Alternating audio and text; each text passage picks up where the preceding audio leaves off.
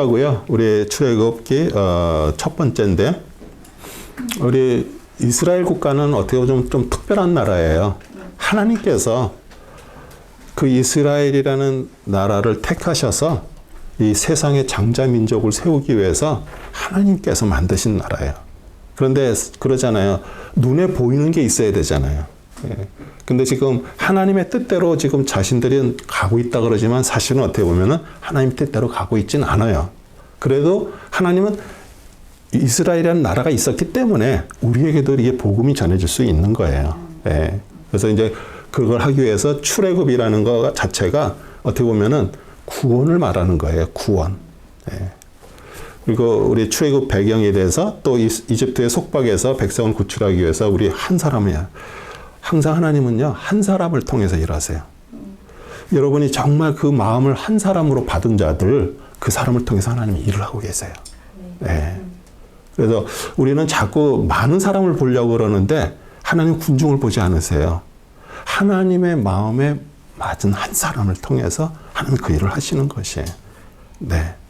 그리고 모세를 이제 준비시키는 거. 그 다음에 어떻게 보면은 참 모세도 40년 동안 그 이집트에서 왕자로 살았어요. 그리고 이렇게 보면은 저기 이디오피아 같은 데 가서도 장군으로서도 했던 것들. 이 성경에는 안 나와 있지만 그 40년이라는 세월 동안에 그런 것들이 이렇게 문헌에도 남아 있고 그러거든요.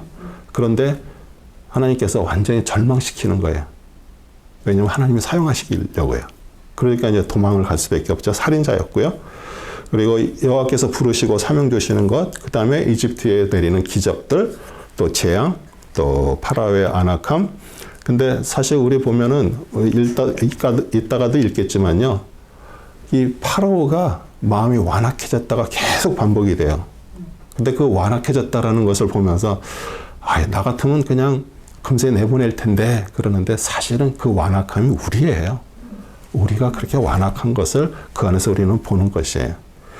그 다음에 이제 우리 출애굽의 배경, 새로운 왕이 히브리인들을 속박한다. 1장 6절부터 10절 같이 읽을까요? 요셉이 죽고 그의 모든 형제들과 당대의 사람들이 모두 죽었더라. 이스라엘 자손들은 다산하고 풍성하게 번성하고 심히 막강해져서 그 땅이 그들로 가득 찼더라.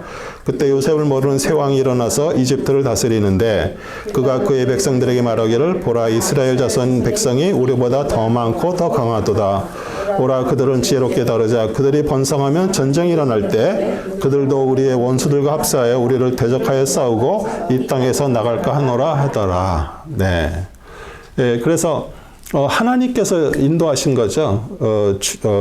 애굽으로 이집트로 인도했어요. 야곱의 후손을 이집트로 인도했는데 400년이 이제 지나는 기간 동안에 이제 새로운 파라오가 세워졌어요. 왕이 세워졌어요.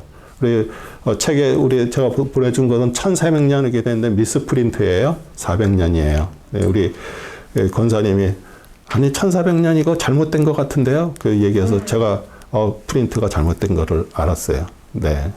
그래서 야곱과 그의 가족들은 1885년 기원전에 이집트로 내려갔고요. 그 다음에 이제 그 당시에 그 힉소스라는 그런 강력한 민족이 그걸 이집트를 통치하고 있었어요. 그 힉소스라는 민족은 기마 민족이라 그러고 아주 강하고 싸움을 잘하는 그런 민족들이었어요. 그런데 그 힉소스 왕조가 이제 무너지고 이제 새로운 왕이 나오고 이 사람들은 이제 어디로 이동이 됐냐면 이 팔레스타인 쪽으로 이동이 돼가지고 그 가자니 뭐 이런 데들이 다 힉소스 민족들이 글로 갔어요. 그러니까 전투 민족들이에요. 그들은 싸움하는 사람들이기 때문에 지금도 뭐 계속 거기서 이렇게 문제들이 이렇게 있죠. 그러니까 이제 새로운 사람들이 이제 새로운 왕자가 들어서니까 이제 이 요셉을 통해서 했던 모든 것들을 이제 힘들게 하고, 왜냐하면 그들이 점점 강해지니까. 분명히 아브라함에게 진짜 하늘의 별처럼 많은 후손을 약속을 했고요. 그걸 성취해서 번성하신 이유가 있는데, 첫 번째는 하나님의 백성, 그 장자 민족이 되려면 일단은 백성이 많아야 되잖아요. 거기서 힘이 나오니까. 그래서 그 이집트에서 모판에서 백성들을 이렇게 만드는 거. 그 다음에 이제 약속을 이제 가나안 땅을 주기로 약속을 했는데 거기를 이제 정복하는데 필요한 그런 군사들 싸울 수 있는 백성들이 필요했기 때문에 그렇게 애굽으로 이집트로 내려가게 했습니다. 그런데 이제 너무 이제 강성해지니까 이 파라오가 이제 두려운 거예요. 왜냐하면 적들과 같이 합세해서 자기네 나라를 무너뜨릴까봐. 그래서 그 힘을 빼는데 어떤 데 힘을 뺐냐면 큰 위대한 건축물들을 막 만들기 시작했어요. 뭐 스핑크스니 뭐 이런 것들, 큰 것들 거기에 전부 동원이 된 거예요. 예. 그리고 이제 뭐 반란 가능성 뭐 이런 것들이 이제 두려워서. 이제 그러면서 이제 인구 억제 정책을 폈는데 우리 출애굽기 1장 19절에서 22절 읽을까요? 그 산파들이 파라오에게 말하기를 히브리 여인들은 이집트 여인들과 같지 않고 건강하여 산파가 그들에게 도착하기 전에 해산하나이다 하더라. 그러므로 하나님께서 그 산파들을 선히 대하셨으며 백성들은 번성하고 매우 강성해지더라. 산파들이 하나님을 두려워하였으므로 그분께서 그들의 집안을 융성케 하셨더라. 그러나 파라오는 그의 모든 백성에게 명하여 말하기를 태어난 아들들은 다 강에다 버리고 딸은 다 살려주라 하더라. 네. 그래서 이제 인구를 억제하기 위해서 이제 남자 아기들을 강에다가 이제 버리게 했고요. 우리 산파들은 하나님을 이제 두려워하니까 남자 아이들을 살려주고요. 그리고서 그렇게 얘기하잖아요. 우리 히브리 여인들은 아주 강성해서 자기들이 그 도와주러 가기 전에 벌써 아기가 다 태어났다라고 이렇게 변명을 했는데 이제 모세가 태어납니다. 우리 2장 1절에서부터 5절 같이 읽어볼까요? 레위 집에 한 남자가 가서 레위의 딸로 아내를 삼으니 그 여인이 임신하여 아들을 낳았더라. 그녀는 그 아이가 준수한 것을 보고 그 아이를 3개월 동안 숨겼는데 더 이상 그를 숨길 수가 없게 되자 그녀가 그 아이를 위하여 갈대로 만든 개를 가져다가 찰흙과 역청으로 바르고 아이를 그 안에 담아 강의 가장자리 창포들 사이에다 놓아두었으며 그 아이의 누나는 그 아이에게 무슨 일이 일어나는지 알려고 멀리 떨어져서 섰더라. 파라오의 딸이 강에서 씻으려고 내려갔고 그녀의 시녀들은 강가에 거닐고 있더라. 그때 그녀가 창포들 사이에서 그 개를 보고 시녀를 보내어 그것을 가져오게 하니라. 네. 우리 기원전 1525년 우리 요게벳과 아므람 사이에 이제 모세가 태어났는데 집에서 이제 숨겨서 했는데 이제 크니까 아기도 막 이제 왔다 갔다 하고 그러잖아요. 밖에 발각되면은 어차피 또 죽게 되니까 할 수 없이 이제 갈대 상자를 만들어서 역청을 치내고 갈대 숲에다 갖다 놓았어요. 우리는 어떤 때는 그 이렇게 디즈니 무비 같은데 이렇게 보면은 거기에 보면은 막 갈대 상자가 그냥 막 나일강을 막 넘실넘실 된 대로 막 가고 막 악어들이 막 아주 그러니까 영환이가 리얼하게 만들었는데 그걸 가지고서 우리 목사님도 만약 그렇게 설교를 한다 그러면 사실 그건 좀 문제가 있죠. 근데 그렇게 하시는 분들이 있었기 때문에 제가 얘기를 하는 거예요. 분명히 갈대숲에다가 이렇게 갔다가 이렇게 놨어요. 그리고 누가 지켜보고 있어요? 미리암 누나가 이렇게 지켜보고 있었어요. 네. 우리가 시녀들이 이제 산책하다가 갈대밭을 이제 발견했는데 모세라는 뜻은 이제 물에서 건지다 나오다. 그리고 우리 교회는 우리 히브리 단어 탑에서는요 노아의 방주 그 언약궤만 사용하는 거예요. 그래서 역청이라는 것이 그걸 안 바르면 어떻게 해요? 물이 안으로 스며들잖아요. 노아 방주도 마찬가지고요. 다 예수 그리스도의 피를 말하는 거예요. 그리고 언약궤도 피를 어디다 갖다 뿌렸어요? 그 멀시싯 위에다가 1년에 한 차례 대속제일 날 동물의 피를 가져다가 그 위에다가 뿌렸어요. 그래서 사실 그건 앞으로 오실 메시아 우리 예수 그리스도의 그 십자가의 피를 말하고요. 그 다음에 이제 모세는 이렇게 이름이 모세스, 영어로 하면 모세스 그러는데 우리 이집트 왕들도 이름이 뒤에 모세들이 이렇게 붙어요. 근데 그거는 그 단어가 조금 틀리는데 그게 이제 신으로 인해서 태어난 자 그런 뜻이에요. 그래서 뭐 투투모세, 그래서 아우무세 이렇게 이런 식으로 그러니까 딸이 이제 하셉수가 이제 이름을 어떻게 보면은 물에서 건져낸다라는 뜻도 있지만 그렇게 왕들의 이제 그 이름처럼 그렇게 또 지었어요. 그래서 히브리서 11장 24절에 보면 믿음으로 모세는 장성하여 파라오의 딸의 아들이라 청함을 거절하고 우리 이스라엘 백성의 구세주는 전적으로 자신의 백성이 되었고요. 우리 그 아기의 정체성은 엄마가 직접 이 모유를 먹여야 되는 거예요. 그러니까 어떻게 보면은 이 가서 그 저기 누나가 그렇게 얘기하잖아요. 7절에 보면 그때 그 아이 누나가 파라오의 딸에게 말하기를 내가 가서 히브리 여인 중에서 유모를 당신께 불러다가 당신 여의 그 아이를 양육케 하리까 하더라. 그러니까 파라오 딸이 그렇게 하라 그래갖고 우리 자기 아들을 돈 받고선 이렇게 양육을 한 거나 마찬가지죠. 그러면서 이제 우리 모세는 성장하면서 거기 궁전 문화, 예술, 가학 얼마나 많은 선생들이 있었겠어요. 정말 교육을 잘 받은 사람이 되고요. 그렇게 준비가 됐기 때문에 이 모세오경도 쓸 수가 있는 것이에요. 네. 그러면서 이제 도망자 모세 우리 2장 11절에서부터 15절 같이 읽겠습니다. 그 당시에 있었던 일인데 모세가 성장한 후에 그 형제들에게 나가서 그들의 노역을 보고 있던 중 한 이집트인이 그를 형제 중 하나인 히브리인을 때리는 것을 몰래 본지라. 그가 이쪽 저쪽을 살펴 아무도 없는 것을 보고 그 이집트인을 죽여서 모래 속에 감추니라. 이튿날 그가 나갔더니 보라 히브리인 두 사람이 서로 싸우는지라. 그가 잘못한 자에게 말하기를 너는 어찌하여 내 동료를 치느냐 하니 그가 말하기를 누가 너를 우리를 다스릴 통치자와 재판관으로 삼았더냐. 내가 이집트인을 죽인 것 같이 나도 죽일 생각이냐 하니 모세가 두려워 말하기를 분명히 일이 알려졌도다 하더라. 그때 파라오가 이 일을 듣고 모세를 죽이려고 찾았으나 모세는 파라오의 얼굴을 피하여 미디안 땅에 거였으며 그가 언물가에 앉아 있었더라. 예. 노역을 관장하는 사람 밑에서 자신의 히브리 백성이 고난을 보고 있는 것을 보고 구출하려고 이집트인을 죽였죠. 근데 사실은 자신이 준비가 안 됐을 때예요. 하나님의 때가 아니었고요. 그리고서 이제 히브리인들끼리 또 싸우는데 중재하려고 하니까 이제 살인자라고 외치고 그래서 사막으로 도망칠 수밖에 없었습니다. 그래서 하나님께서는 우리 그 모세를 40년 세 번으로 이렇게 나눠요. 그 이집트에서 40년 동안 그렇게 교육을 받고 자라고 그다음에 미디안 광야에서 40년 동안 양치기를 살아요. 우리 옛말에 그런 말이 있죠.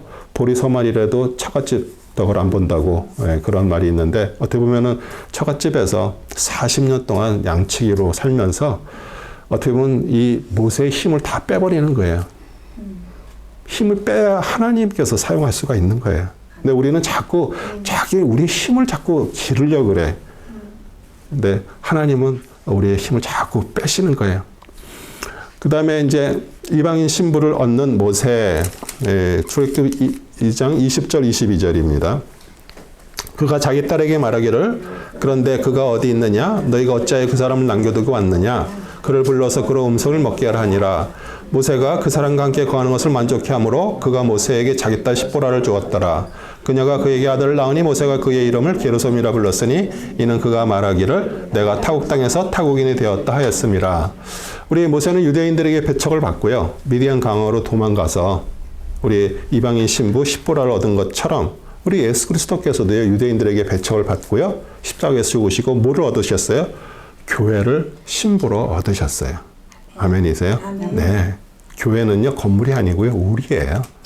우리 성도가 교회예요. 그리고 성경에서 하나님께 크게 쓰임받은 모세는 이방인 아내를 얻는 것은 어떻게 보면 유대인들은 그 선민사상에 갇혀 있습니다. 이방인들을 멸시하고요. 그런데 우리 내 이웃을 사랑하라 거기에 이방인도 다 포함된 거예요. 우리 그리스도를 통해서 이방인들에게 복음이 전해지기를 원하셨고요. 그러고서 이제 모세를 부르십니다. 3장 3절에서 6절입니다. 같이 읽겠습니다. 모세가 말하기를 이제 내가 옆으로 비껴서서 어찌하여 그 가시덤불이 타지 않은지 이 큰 광경을 보리라 하는데 주께서 그가 보려고 옆에서 비껴서 하는 것을 보신지라. 하나님께서 가시덤불 가운데서 그를 불러 말씀하시기를 모세야 모세야 하심으로 그가 말씀하시기를 내가 여기 있나이다 하니 주께서 말씀하시기를 여기로 가까이 다가서지 말고 내 발에서 신을 벗으라. 이는 내가 서 있는 곳이 거룩한 땅이라 하시더라. 주께서 또 말씀하시기를 나는 내 조상의 하나님이니 곧 아브라함의 하나님, 이삭의 하나님, 야곱의 하나님이라 하시더라. 모세가 자기 얼굴을 가리니 이는 그가 하나님 쳐다보기를 두려워함이더라. 예, 우리 불타는 가시덤불이에요.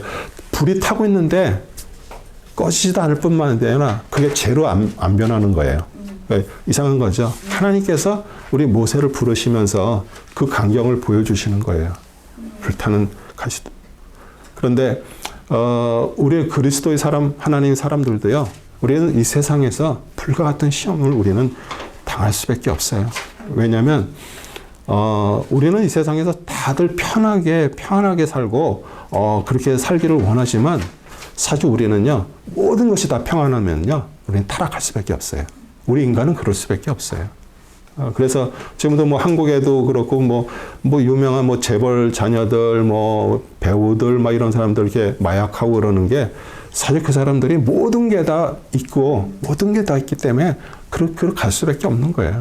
그래서 하나님은 택한 백성들, 우리 택한 사람들에게 우리 삶의 그 고난을 통해서 그런데 죽질 않아요. 불타는 가시 나무처럼 다 쓰러지고 다 제가 안 돼. 우리는 영원히 왜 우리 안에 그분이 계시기 때문이에요. 네. 그래서 우리 신발은 어떻게 보면 원죄로 더럽혀진 땅을 도려다니며 인간이 저지른 죄의 흔적이 남아있는 것을 상징하는데 우리 신발을 벗는 행위는요.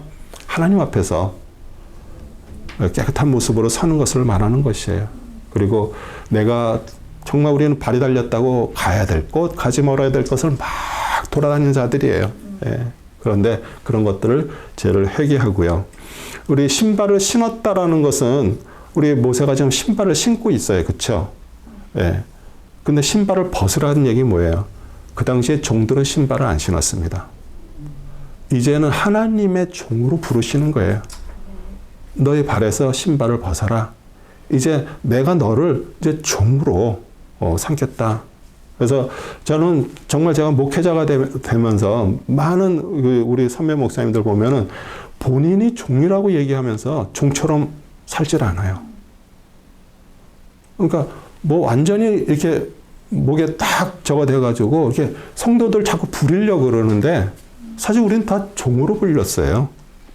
진짜 종의 뜻을 알고 있을 때 진짜 하나님의 교회가 바로 세워지는 것이에요. 네. 그리고 분명히 맨발로 강야를 걷는 것 같은 그런 시련과 고난이 있지만요. 그 불타는 가시나무가 쓰러져서 재가 안 되는 것처럼 우리 안에 누가 계시냐에 따라서 우리는 활활 타오르는 거예요. 그냥 가만히 있는 게 아니라 활활 타오르는 거예요. 그 열정, 하나님의 영, 성령의 열정들로 우리는 그래서 저는 그래요. 함성 그거 어떡하지? 아니에요. 우리 당신 목사님 뭐 얘기했어요? 그 시간이 누구를 만나는 시간이라고 그랬어요? 하나님을 만나는 시간이에요. 그 말씀 속에서. 그리고 자꾸 우리는 뭘 잘하려고 그러고 막 유창하게 암송을 하려고 그게 아니잖아요. 그 속에서 하나님의 음성을 듣고 내가 주님과의 관계를 갖는 시간이에요. 그 시간들이. 정말 우리 암송 그 알곡 채우기가 정말 우리 교회에서 풍성하게 활활 타오기를 원해요. 그 얘기는 뭐냐면 이제 하나님의 사람들로 우리는 다 부름 받았어요. 모세야 부름 속에 우리 여러분의 이름이 다 들어가 있는 것이에요. 그래서 우리는 그 길을 가는 거예요. 근데 그 길이 쉬운 길이 아니에요. 하지만 우리 안에 누가 계시냐? 그 활활 타시는 그분이 우리 안에 계셔요. 아멘. 네. 그 다음에 주의 이름을 계시합니다. 우리 3장 13절에서 14절입니다. 같이 읽겠습니다. 모세가 하나님께 말씀드리기를 보소서 내가 이스라엘 자손에게 가서 너희 조상들의 하나님께서 나를 너희에게 보내셨다라고 그들에게 말할진대 그들이 내게 말하기를 그의 이름이 무엇이냐 하면 내가 무엇이라고 그들에게 말하니까 하니 하나님께서 모세에게 말씀하시기를 나는 곧 나니라 하시고 또 말씀하시기를 너는 이스라엘 자손에게 이같이 말할지니 나의 신분께서 나를 너에게 보내셨다 하라 하시니라. 아멘. 오직 하나님만요. 본질적으로 존재하시는 분이에요. 우리는 지금 우리가 존재하고 있지만 이게 영원한 게 아니에요. 그렇기 때문에 나는 나라고 얘기할 사람은 아무도 없어요. 인간은요. 예. 그런데 그 나는 나라는 그 말 속에 여러 가지 뜻이 포함이 되었어요. 나는 너희들이 이제 나를 점점 알아갈 것이라는 뜻이 그 안에 포함이 되어 있어요. 그 10가지 재앙들은 다 뭐예요? 이집트의 신들을 다 하나씩 격파하는 거예요. 너희들이 그 믿고 눈으로 보는 것은 사실 다 허상이라는 것을 내가 진짜 하나님이라는 것을 너희들이 이제 알아갈 것이다 라고 얘기하고요. 두 번째는 내가 너랑 너희와 함께 한다는 뜻이에요. 그래서 오늘 그 14절에도 우리가 이게 풀어서 얘기하면 하나님께서 말씀하셨는데 내가 너와 함께 한다. 정녕 너랑 함께 한다. 계속 그 얘기예요. 그리고 이스라엘 자손에게 얘기하기를 내가 너희와 함께 한다. 그 얘기를 계속 얘기하는 것이에요. 그래서 우리 나는 나다 우리 히브리음은요. 예흐예 아쉐르 예흐예. 그러니까 거기에 이렇게 앞에 때를 해서 야훼예요. 야훼. 근데 그 70년에서 이제 헬라어로 이렇게 바꾸면서 에고 에이미로 이렇게 번역을 했어요. 근데 우리 예수님이 오셔서 항상 7번이나 나는 누구이다. 나는 길이다. 진리다. 생명이라. 나는 포도나무다. 나는 양의 문이다. 나는 빛이다. 이렇게 말씀하셔서 자신이 하나님 자신이심을 표현하신 거예요. 네. 그래서 요한복음 8장 23절 25절도 주께서 그들에게 말씀하시길 너희는 아래에서 났고 나는 위에서 났으며 너희는 이 세상에 속하나 나는 이 세상에 속하지 아니하니라. 그러므로 내가 너희에게 말하기를 너희는 너희의 죄 가운데서 죽으리라 하였으니 이는 너희가 내가 그인지를 믿지 아니야. 그가 누구야? 하나님인지를 믿지 않는다는 거예요. 너희는 너희 죄들 가운데 죽을 것이기 때문이다. 그러자 그들이 주께 말하길 내가 누구냐 하니 예수께서 그들에게 말씀하시고 내가 처음부터 너희에게 말하온 대로다. 그러니까 유대인들에게 얘기하는 거예요. 처음부터 구약의 처음부터 계속 창세기부터 계속 얘기했던 라고 얘기를 하는 거예요. 그래서 예수께서 그들에게 말씀하시길 너희가 인자를 들러 올리는 그때 그 십자가에서 달릴 때 내가 너희들이 그인 줄을 알리라. 나는 스스로 아무것도 하지 아니하나 오직 나의 아버지께서 내가 가르치신 대로 이런 것들을 말하노라. 네, 아멘. 그 다음에 이제는 모세의 양치는 막대기에서 여호와의 지팡이로 바뀌는 것입니다. 우리 출애굽기 4장 2절에서부터 4절입니다. 주께서 그에게 말씀하시기를 내 손에 있는 것이 무엇이냐 하시니 그가 말씀드리기를 막대기니이다 하더라. 주께서 말씀하시기를 그것을 땅에 던지라 하시기에 그가 그것을 땅에 던졌더니 그것이 뱀이 된지라. 모세가 그것 앞에서 피하더라. 주께서 모세에게 말씀하시기를 손을 내밀어 그 꼬리를 잡으라 하시기에 그가 손을 내밀어 그것을 잡으니 그것이 그의 손에서 막대기가 되더라. 우리 모세의 지팡이 막대기는 뭘 나타내는 거예요? 자신의 신분이에요. 양치기예요. 그렇죠? 예, 그래서 끝에가 이렇게 꼬부라졌죠? 그래서 양들이 이제 이렇게 인도하다가 절벽 같은 데 떨어지면 그걸 탁 목을 걸어가지고 끌어올리는 거. 예. 그 다음에, 그 밑에 또 그 뾰족한 그 쇠 같은 걸 붙여서 그 야수 같은 것들을 그걸로 이렇게 치는데 어떻게 보면은 그 지팡이는 자신의 신분을 나타내고요. 자신이 먹고 사는 도구로 사용했던 것이에요. 근데 땅에 던지라 그래요.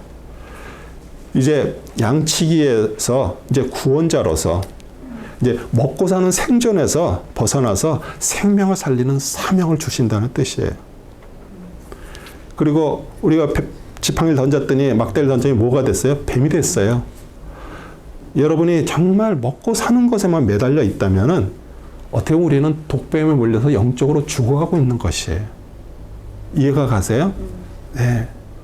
우리 다윗이 이렇게 얘기하자 로마서 11장 9절 10절에도요. 또 다윗이 말하기를 그들의 식탁이 그들에게 올무와 덫과 거치는 것과 봉이 되게 하시고 그들이 눈이 어두워져서 보지 못하게 하시고 그들의 등이 항상 굽혀지게 하소서 하였느니라. 생존을 위해서 그냥 먹고 살려고 애를 쓰고 막 일하다 보니까 어떻게 돼요? 등이 다 굽어지는 거예요. 그리고 사람은요. 이 먹는 것 때문에 일하는 거예요. 이해가 가세요? 우리는 먹어야 되겠는데 먹는데 이제 그냥 먹고 사는 걸로가 아니라 뭔가 더 좋은 거를 먹어야 되고 뭐 맛있는 거를 먹으려니까 필요하잖아요. 그래서 계속 우리는 일을 하는 거예요. 그렇게. 그런데 이 말은 일을 하지 말란 얘기가 아니잖아요. 우리는 더 영원한 것이 있다라는 것을 우리는 항상 생각하는 거예요. 네. 그리고 모세가 아까 피했다 그랬죠? 독사 앞에서 피했죠? 아니 그 양치기가 그 독사를 모르겠어요? 맹독을 가진 독사 어떻게 꼬리 잡으면 어떻게 돼요? 꼬리 잡으면 이 머리가 돌아서 그냥 쏘면 죽는 거예요. 알지만 꼬리를 잡으라 그럴 때 꼬리를 잡잖아요. 나는 이제 이 지팡이가 뱀으로 변한 걸 보고 와 이거는 하나님이 대단하신 분이나 정말 죽으면 죽으라고 꼬리를 잡았더니 그게 믿음이잖아요. 하나님 우리에게 어떤 때는 믿음을 요구하실 때가 있어요. 정말 아닌 것 같고 정말 이거는 도저히 될 수가 없는 것 같은데 우리에게 믿음을 요구하실 때가 있어요. 그럴 때 그것을 순종하고 죽으면 죽으리라 하면 거기서부터 하나님의 역사가 일어나는 거예요.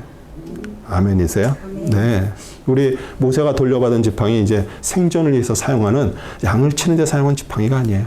생명을 살리는 구원자 하나님의 지팡이로 다시 돌려받은 것이에요. 여러분에게도 다 지팡이가 지금 손에 들려 있는 거 아세요? 아멘. 아멘이에요? 아멘. 손을 한번 다 이거 붙들고 들으세요. 이게 지팡이에요. 아멘. 네, 이 말씀이 여러분을 정말 능력의 사람으로 여러분을 만들어 주실 거예요. 네. 근데 이제 모세가 이제 정말 이렇게 이제 큰 일을 하러 가는데 하나님께서 죽이시려 그래요. 좀 말이 안 되지만 한번 같이 읽어볼까요? 4장 24절에서 26절입니다. 주께서 도중에 여간에서 그를 만나 그를 죽이려 하시는지라. 그때 십보라가 예리한 돌을 취하여 자기 아들의 포피를 베어 모세의 발 앞에 던지며 말하기를 당신은 참으로 나에게 피 흘리는 남편이다 하니라. 그러므로 주께서 그를 가게 하시니라. 그때 그녀가 말하기를 당신은 피 흘리는 남편이라 함은 할례 때문이더라. 네. 우리 모세의 장인 이드로는요, 미디안 족속의 제사장이에요. 그들도 하나님을 섬겼어요. 왜 그럴까요? 아브라함이 이제 사라가 죽고 나서 누굴 얻었어요? 구드라라는 아내를 얻었어요. 근데 그 구드라의 아들이 미디안이었어요. 네. 그러니까 그들도 똑같이 하나님을 섬기는 자들이었어요. 네. 근데 우리 하나님께서 할례, 왜냐하면 하나님의 백성의 그 언약의 징표가 할례예요. 네. 몸에 하는 할례. 그렇죠? 네. 포경수술이에요. 네. 그래서, 근데 이제 이집트에 가서 구원자로 가는데 그 둘째 아들을 할례를 시키지 않은 것이에요. 거기에 대한 경고로예요. 근데 십보라도 미디안 제사장 아버지가 제사장이고 하나님을 믿는 사람이었으니까 이게 왜 이런 일이 일어나는 거 금세 깨달은 거예요. 그래서 둘째 아들 그거를 포피를 베어서 던지면서 피 흘리는 남편이라고 고백을 했어요. 우리 이제 예수 그리스도께서 우리 십자가에서 피를 흘리고 인류를 구원하시고요. 그걸 믿고 고백한 자에게 영원한 피남편이 되실 것을 예고한 거예요. 여러분의 남편은 피남편인 예수 그리스도예요. 아멘이세요? 아멘. 우리 남자 여자 다 신부예요. 우리 남편은 예수 그리스도. 예. 그래서 주께서는 우리 몸의 할례가 아닌 마음의 할례를 원하세요. 정말 율법적인 신앙이 아니라 성령의 인도함을 받은 것을 기뻐하시고요. 사도행전 7장 51절도 너희의 목이 곱고 마음과 귀에 할례를 받지 못한 사람들아 너희 조상이 한 것 같이 너희도 늘 성령을 거역하는도다. 우리 안에 제가 아까 얘기했잖아요. 활활 타는 그 불이 뭐예요? 성령님이 우리 안에 계세요. 우리에게 분명히 계속 말씀하세요. 우리가 어떤 것을 할 때 벌써 우리에게 그 얘기를 하는데도 우리는 그걸 듣지 않고 내가 원하는 대로 막 가는 거예요. 그래서 우리가 성령님께 물어보고요. 예. 우리 저희 교회에 이렇게 최근에 이렇게 오신 분들 제가 이렇게 드릴 거예요. 예. 우리 그 전에 이제 오신 분들 이렇게 받았어요. 이게 뭐냐면 이게 스티커로 만들어서 항상 물어보는 거예요. 내 마음속에 지금 어느 집사한테 전화하는 마음이 생각이 들었는데 이게 아버지 하나님으로부터 온 거예요? 내가 지금 가게에 뭐를 사러 가려고 그러는데 내가 지금 그거를 사야 돼요? 말아야 돼요? 그런 거를 물어보는 표가 있어요. 왜냐하면 그거를 우리가 자꾸 그렇게 하면서 내가 그냥 움직이는 게 아니라 내 안에 계신 성령님이 하실 수 있도록 하기 위해서 그래서 그거 드릴게요. 우리 모세에게 다시 나타나신 여호와 6장입니다. 5장은 건너뛰고요. 6장 1절에서부터 4절입니다. 읽겠습니다. 그때 주께서 모세에게 말씀하시기를 내가 파라오에게 어떻게 행하는지 이제 내가 보리라. 강한 손이 함께함으로 파라오가 그들을 가게 할 것이며 강한 손이 함께함으로 파라오가 그들을 그의 땅에서 쫓아내려 하시더라. 하나님께서 모세에게 일러 그에게 말씀하시기를 나는 주라. 내가 아브라함과 이삭과 야곱에게 전능한 하나님의 이름으로 나타났으나 여호와라는 나의 이름으로는 그들에게 알리지 아니하였느니라. 내가 또한 그들과 더불어 언약을 세워 가나안 땅 곧 그들이 타국인이 되었던 그들의 순례의 땅을 주기로 하였으며. 우리 하나님께서 강한 손이 함께함으로 두 번을 반복하죠. 그렇죠? 강한 손이 함께함으로, 강한 손이 함께함으로.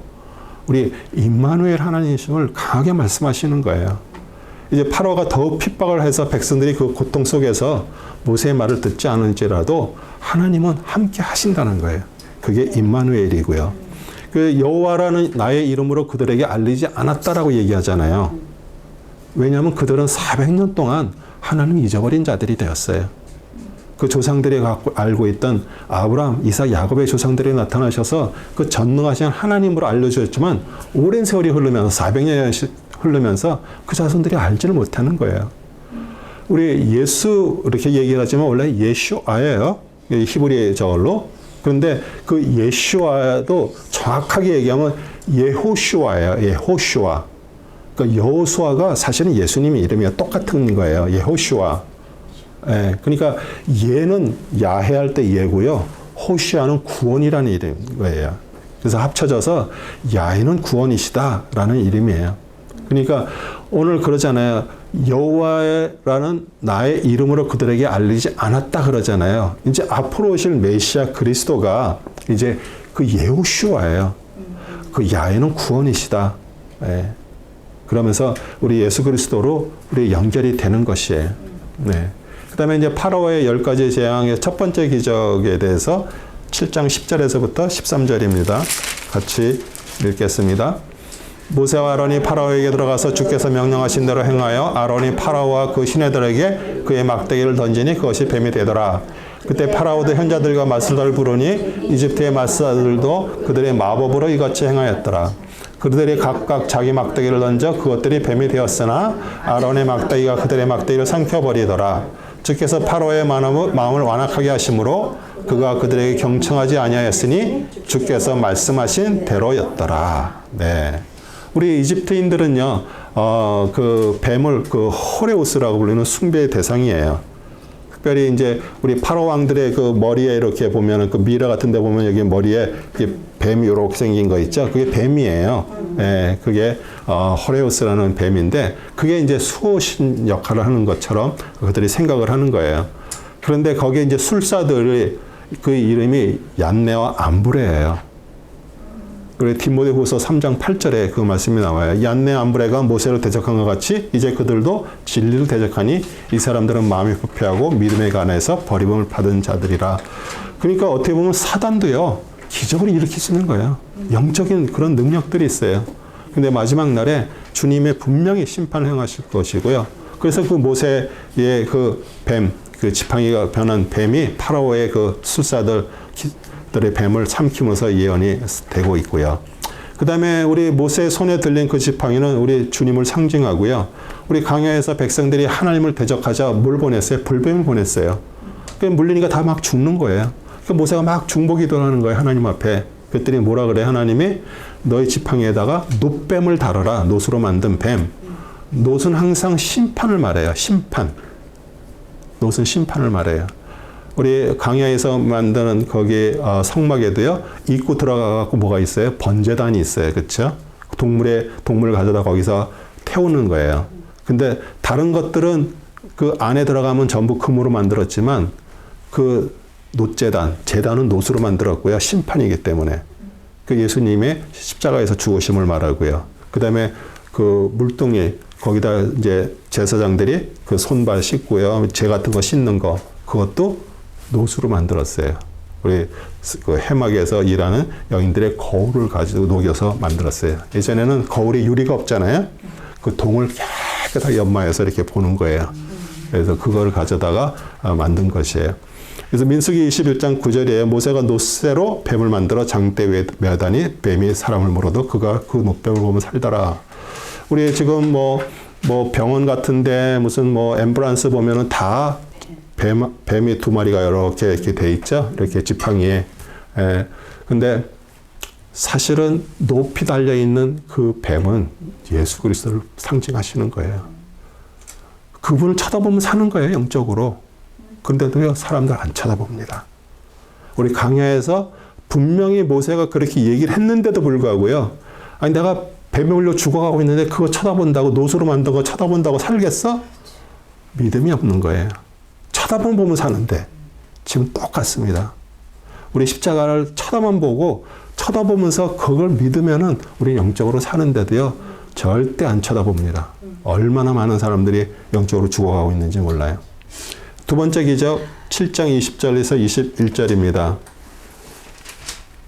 같이 읽겠습니다. 모세 아론이 주께서 명하신 대로 그렇게 행하여 아론이 파라오와 그의 신하들이 목전에서 막대기를 들어 올려 강에 있는 물을 치니 강에 있는 물이 다 피로 변하더라. 그리고 강에 있는 물고기들이 죽고 강에서 악취가 나니 이집트인들이 그 강물을 마실 수 없게 되니라. 이집트 땅 전역에 피가 있더라. 우리 나일강은요, 그 이집트인들이 정말 숭배를 하는 그런 대상이었어요. 왜냐하면 그 나일강으로 인해서, 그 물로 인해서 농사가 잘 되고요. 풍년이 들어서 정말 먹고 사는 그런 목숨을 상징하는 존재였어요. 근데 모세 지팡이로 인해서 심판을 받음으로 인해서 죽음에 이르는 존재, 피로 변해서 마실 수 없는, 살리지 못한 죽음에 이르는 썩는 냄새를 풍기는 존재가 되었어요.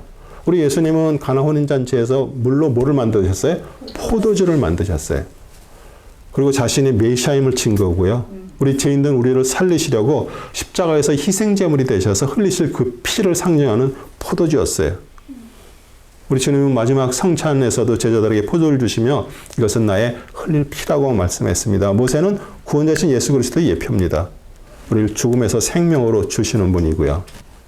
마태복음 26장 28절도 이는 이것이 제대로 사하심으로 인하여 많은 사람을 위해 흘리는 나의 새 언약의 피이기 때문이라. 그래서 나일강이 피로 변했는데 우리 예수님은 물이 포도주로 바뀌고 자신의 피를 얘기를 해요. 그 다음에 세 번째 기적 8장 5절에서부터 6절 하고 13절, 14절 같이 읽겠습니다. 5절, 6절. 주께서 모세에게 이르시기를 아론에게 말하기를 막대기를 잡은 내 손을 시내들과 강들과 연못들에 뻗쳐서 개구리들로 이집트 땅에 올라오게 하라 할지니라 하시더라.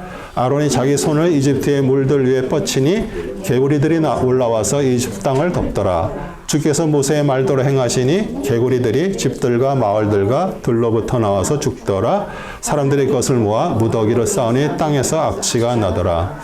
우리가 생각할 때는 플러그, 개구리 참 진짜 온열에 개구리 잡듯이 패고 그랬는데 우리 이집트는 개구리가 그들에게 다산의 복을 준다고 믿는 우상이었어요. 우리 개구리가 알 어마어마하게 많이 났잖아요. 그렇죠? 네. 그래서 인간 몸의 머리는 개구리 머리를 가진 그 여신 헤트를 풍요와 다산의 신이고요. 나일강의 풍부한 피를 가져다주는 신으로 그들을 섬겼어요. 이렇게 머리 부분이 이렇게 개구리로 되어갖고. 네. 저게 개구리였어요? 네. 아, 몰랐어. 네.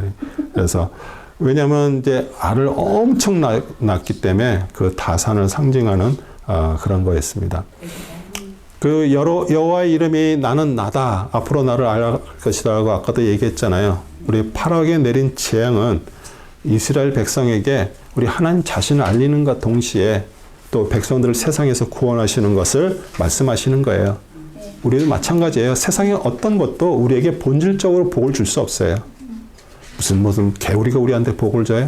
우리 그렇게 할 수 없어요. 그래서 우리 그 당시에 그 백성들도 그냥 모세가 와서 막 기적을 베푸는 그것만 보는 거로 끝난다면 사실은 하나님을 지금 모르고 있는 얘기예요. 그 얘기가 아니잖아요. 그런 걸 통해서 하나님이 어떤 분인 거를 알아가는 것이에요. 네. 네 번째 기적이 이제 8장 17절에서부터 19절입니다.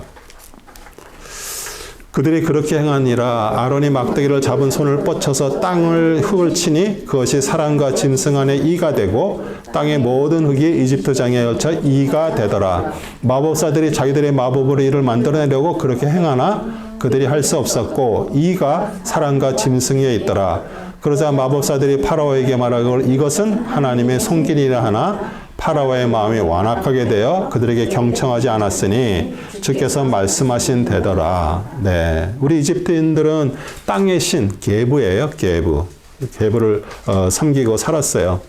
근데 그 땅은 자신들에게 정말 생명 같고요. 땅이 복을 준다고 믿었어요. 뭐 지금도 얼마나 많은 사람들이 여기 미국에는 뭐 땅이 흔해 빠져가지고 돈이 안 되잖아요. 근데 한국은 조그만 국토다 보니까 얼마나들 땅을 가지려고 그렇게 하는지 몰라요. 근데 그 땅의 티끌이 변해서 온 땅에서 이가 됐습니다. 이 알죠? 벌레. 네. 머리. 예. 그래서 이제 그들을 괴롭게 하는 존재가 됐어요. 예. 그래서 이집트 술사들이 이는 하나님의 손길이라고 고백하지만 우리 계속 얘기하자 파라오는 완악하게 됐다. 얘기해요. 그 다음에 이제 다섯 번째 기적 8장 31절 32절입니다. 같이 읽겠습니다. 주께서 모세의 말대로 행하심에 파리떼를 파라오와 그의 신하들과 그의 백성에게 제거하시고 하나도 남겨두지 아니하셨으나 파라오가 이번에도 그의 만함을 완악하게 하여 백성을 가지 아니하더라. 네. 어떻게 보면은 지금 이게 이제 그 파리 신이 아니고 이제 여기 이게 보면은요. 이 머리 부분에 뭐예요? 이게 무슨 그림 같아요? 예, 풍뎅이 같기도 하고, 예, 이게 새똥구리라는 거예요. 새똥구리. 새똥구리. 동글동글하게 이제 굴리는 거. 예. 예. 새똥구리가 왜 그러냐면요.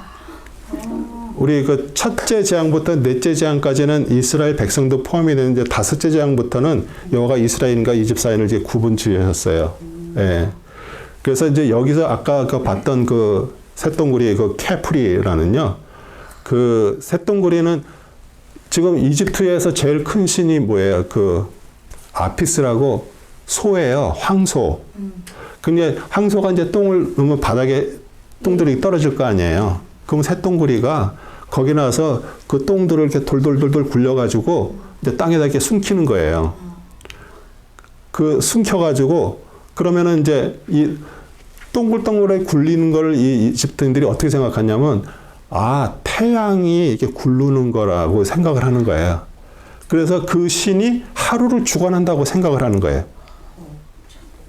그리고 태양이 이제 진다 그러면은 죽었다가 다시 태어난다 그래서 그거를 또 부활의 신, 보호의 신으로 얘기를 하고요. 근데 새똥구리가 엄청나게 많이 생겨가지고 막 그거를 하면은 똥이 바닥에 없으면은 파리가 생기질 않는 거예요. 그거를 자꾸 치워버리니까. 근데 지금 파리떼가 엄청나게 많아졌다는 얘기는 자기들이 말하는 신이 지금 일을 안 하고 있다는 거예요. 네.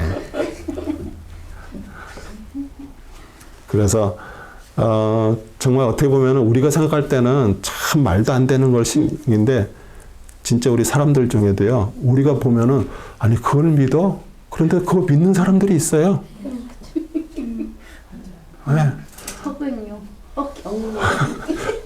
우리는 정말 상상도 못하는 걸 믿는 사람들이 있어요. 그러니까 우리 새똥구리 그거를 믿는 거나 똑같은 거예요.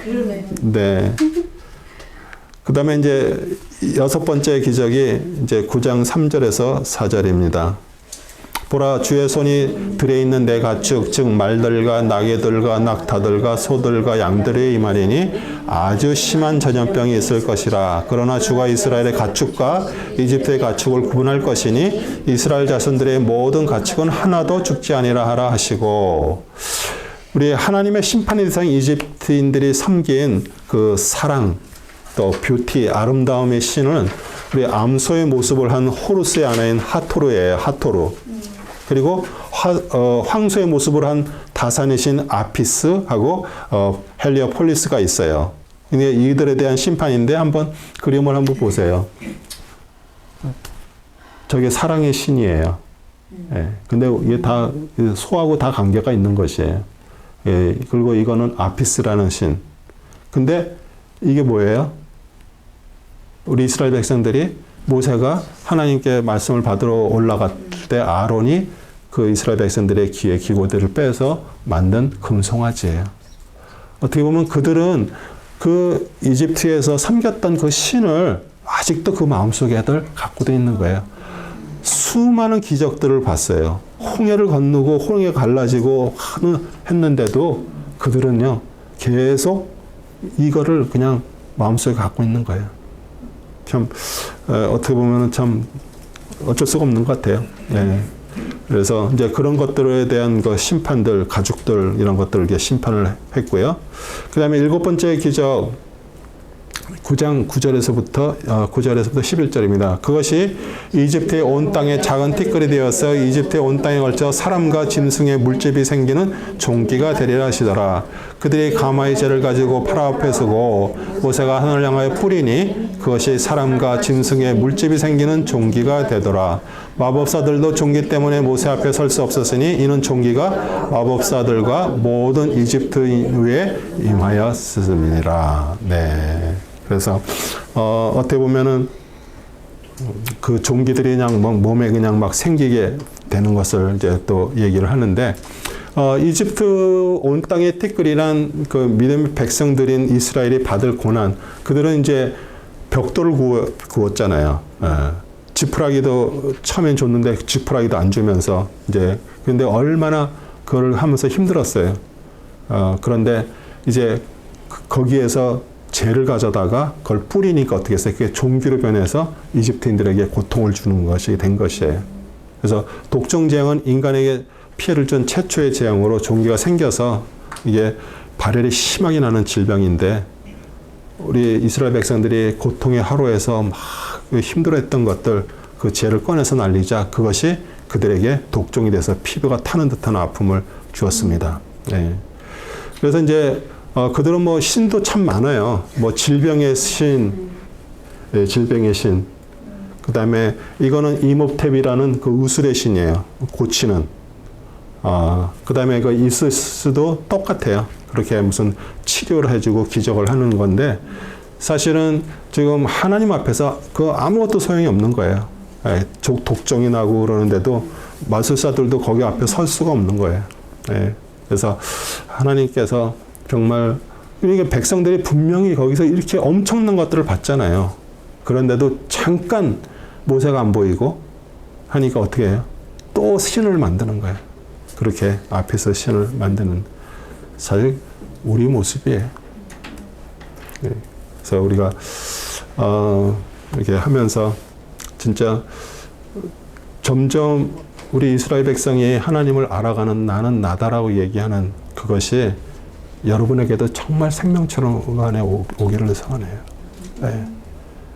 그분이 나를 알아가시고 그분을 통해서 나와 함께 하시고 그분을 통해서 나의 삶을 주관하시고 우리가 비록 정말 그 어려움과 시련 속에서도 정말 그 활활 타는 가시 떨고 나무처럼 우리는 죽지 않습니다. 그분으로 인해서 우리는 살고 있는 것이에요. 그래서 오늘 이렇게 해서 또 우리 가을 학기 구약 마쳤습니다.